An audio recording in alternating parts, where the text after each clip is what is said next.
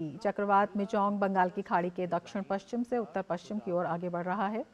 मौसम विभाग के अनुसार आज दोपहर तक ये चक्रवात दक्षिणी आंध्र प्रदेश और उत्तरी तमिलनाडु के तटों के करीब पहुंच सकता है और कल 5 दिसंबर को नेल्लोर और मछलीपट्टनम के बीच दक्षिणी आंध्र प्रदेश के तट को पार करने की संभावना है। प्रधानमंत्री नरेंद्र मोदी ने सोशल मीडिया पर कहा है कि उत्साह और उमंग के इस वातावरण के बीच हमें साइक्लोन मिचोंग से भी सतर्क रहना है। केंद्र सरकार राज्य सरकारों की हर संभव मदद कर रही है। इसे लेकर मैं भाजपा कार्यकर्ताओं से यह आग्रह करना चाहता हूं। इस स्थिति के मद्देनजर तमिलनाडु के कुछ जिलों में आज चेन्नई, तिरुवल्लुर, कांचीपुरम और चेंगलपत्तू में सभी सरकारी कार्यालयों, बैंक और वित्तीय संस्थानों में सार्वजनिक अवकाश है। सिर्फ आवश्यक सेवाएं मिल रही हैं। इस बीच चक्रवात के असर से चेन्नई में तेज बारिश हो रही है, जिसके कारण कई जगहों पर पानी भर गया है। पश्चिम गोदावरी, डॉक्टर अंबेडकर, कोणासीमा, कृष्णा, बापटला, गुंटूर, प्रकाशम, नेल्लूर, तिरुपति, चित्तूर, अनामया और वाईएसआर कड़प्पा जिलों में कहीं भारी और कहीं बहुत भारी बारिश और 110 किलोमीटर प्रति घंटे की रफ्तार से आंधी चलने का रेड अलर्ट जारी किया गया है।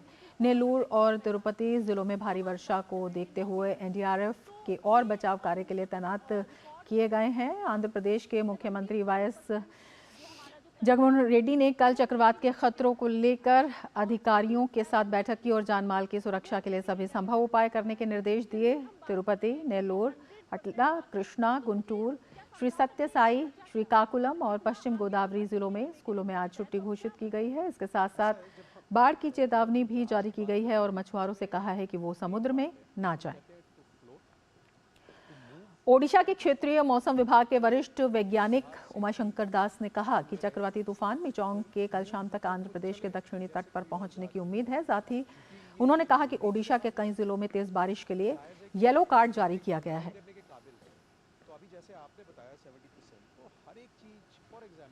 Moving with a speed of 10 km per hour in northwestward direction and likely to intensify into a severe cyclonic storm by today forenoon, and we are expecting after becoming a severe cyclonic storm it is very likely to move northwards nearly very close to South Andhra Pradesh coast and likely to cross coast by tomorrow, that is 5th forenoon of 5th December.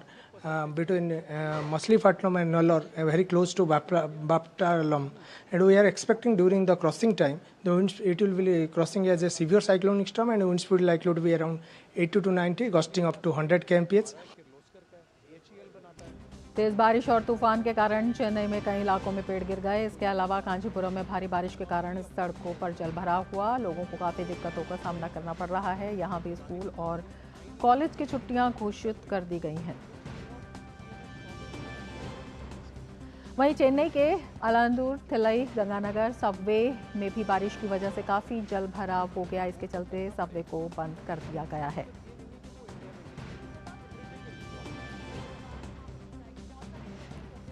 भारी बारिश के चलते चेन्नई में एक निर्माणाधीन दीवार के गिरने से 2 लोगों की मौत हो गई और एक शख्स गंभीर रूप से घायल हो गया है।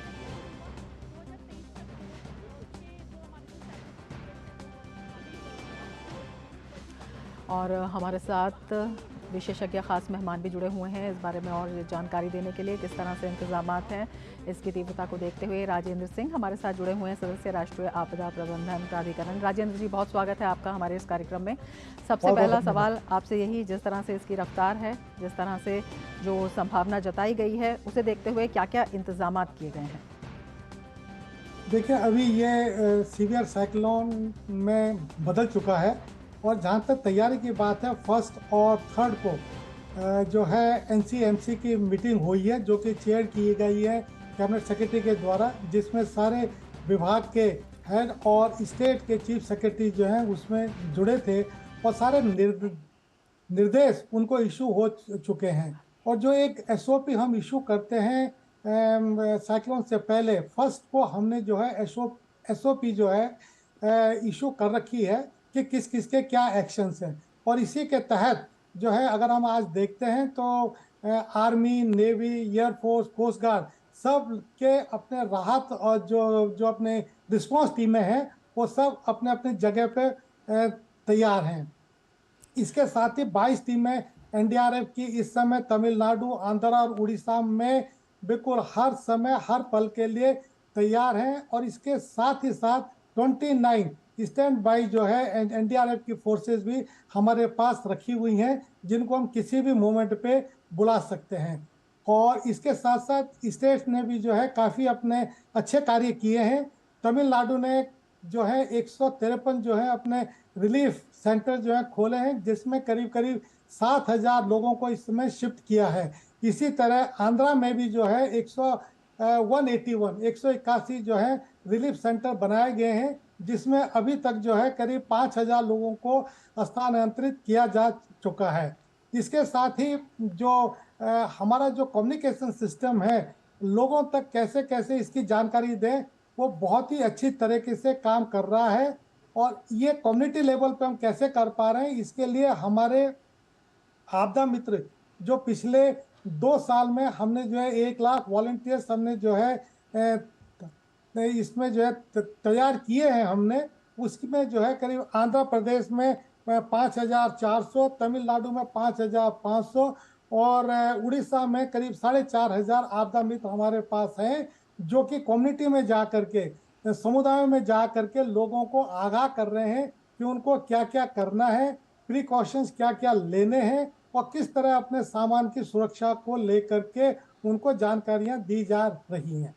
बिल्कुल राजेंद्र जी, आपसे ये भी जानना चाहेंगे कि सूचना संचार तो है ही, इसके साथ साथ जो पूर्व चेतावनी प्रणाली है वो बेहद आवश्यक होती है इसमें किसी भी हालात से निपटने के लिए। उसके साथ कैसा तारतम्य किया गया है, उसकी क्या व्यवस्था है, उसका क्या असर है? देखिए, जो संचार प्रणाली है उसको इस समय EWDS जो है, जो हमारे पास प्रणाली है, वो बहुत ही अच्छे ढंग से काम कर रही है। और NCRMP जो प्रोजेक्ट हमारा जो आंध्रा और उड़ीसा में जब पहले फेज 1 में हमने लिया था, तो उसमें आंध्रा और उड़ीसा में जो है हर जिले, हर स्टेट, दोनों स्टेट में ये बहुत ही अच्छे ढंग से काम कर रहा है। और सेकेंड फेज में हमने जो है वेस्ट बंगाल, गुजरात, गोवा, महाराष्ट्र और इसमें कर्नाटका और केरला को जो है इसमें सम्मिलित किया है। ये जो संचार प्रणाली है, इसमें चाहे वो सायरन्स हैं, चाहे सैटेलाइट फोन है और मास कम्युनिकेशंस जो है, हम कैसे उनको फोन के द्वारा, मोबाइल के द्वारा कैसे उनको मैसेज कर रहे हैं। अगर मैं बताऊं तो कल से और अभी तक तमिलनाडु में करीब करीब 4.5 करोड़ हमने लोगों को ये मैसेज भेजे हैं कि अपने जान माल की और अपनी सुरक्षा कैसे करनी है। तो बहुत अच्छे ढंग से कार्य कर रहा है ये भी। बिल्कुल राजेंद्र जी, आपसे ये भी जानना चाहेंगे कि सरकार जो है, आपदा राहत बल जो है, उनकी पूरी तैयारी होती है, लेकिन सामुदायिक भागीदारी भी इसमें बेहद महत्वपूर्ण भूमिका निभाती है। उसके लिए किस तरह से वहाँ पर इंतजाम है, किस तरह से उन्हें जागरूक किया जा रहा है, उन्हें जोड़ा जा रहा है? देखिए, इसमें जैसे मैंने कहा कि आपदा मित्रा एक स्कीम हमने लॉन्च की थी और उड़ीसा और आंध्रा में उन्होंने अपने कोस्टल एरिया में अपने एक वॉलंटियर्स की एक बहुत अच्छी अपनी जो है उन्होंने एक फौज उनके पास है, जो कि गांव-गांव में, कम्युनिटी में जा करके लोगों को गांव से ऐसे साइक्लोन की हालत में उनको बाहर निकालते हैं। और जो हमने जो साइक्लोन शेल्टर बना रखे हैं, जो उड़ीसा और आंध्र प्रदेश और वेस्ट बंगाल में और करीब हर कोस्टल स्टेट में हम NDMA ने करीब करीब जो है 800 साइक्लोन शेल्टर बनाए। इन लोगों को हम लोग वहां निकाल के लेके आते हैं और ये सारा काम जो है कम्युनिटी वॉलंटियर्स, कम्युनिटी वर्कर्स और SDRF के लोग, पुलिस के लोग और जो वहाँ के स्थानीय लोग जो हैं, वो उनकी भागीदारी बहुत महत्वपूर्ण है। और मैं समझता हूँ कि जैसे पिछले इस साल बिपरजॉय में हमने एक भी जान माल की कोई नुकसान नहीं हुआ था, मैं मानता हूं कि मिचोंग में भी इस समय जो है हम लोग जो है इसको पार कर जाएंगे। बहुत शुक्रिया राजेंद्र जी, इतनी महत्वपूर्ण जानकारी हमारे साथ